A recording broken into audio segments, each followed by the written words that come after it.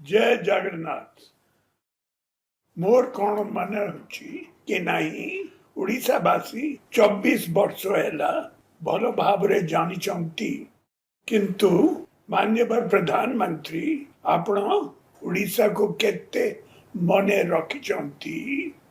ओडिया भाषा classical language हैला परे भी आपण ओडिया भाषा को भूली गले। संस्कृत को हजार कोटी ओडिया भाषा को शून्य आपण ओडिसी म्यूजिक को भूली गले। मु ओडिसी म्यूजिक को क्लासिकल मान्यता पाई 2 थर प्रपोजल पठाई थी और आपण 2 थर रिजेक्ट कले।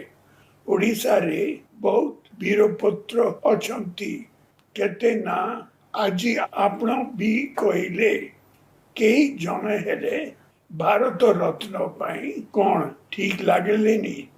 आपण भारत रत्न बांटिला बेले ओडिशा रो वीरपुत्र बिजू पटनायक को भी भूली गले।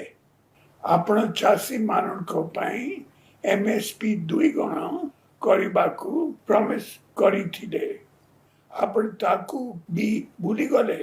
आपण ओडिशा लोकों को मने रखिकी कोस्टल हाईवे करबा थिला सेटा भी भूली गले।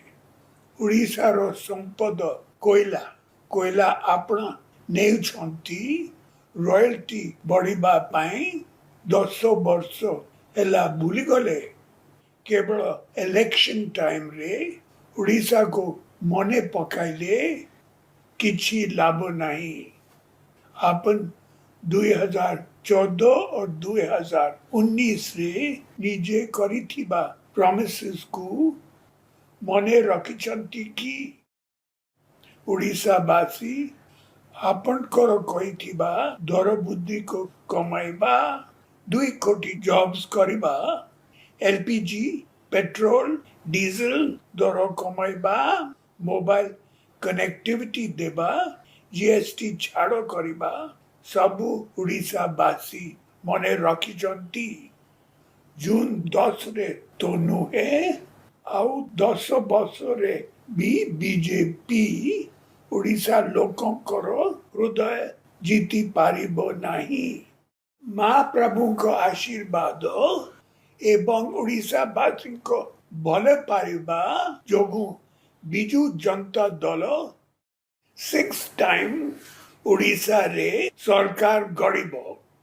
वंदे उत्कल जन।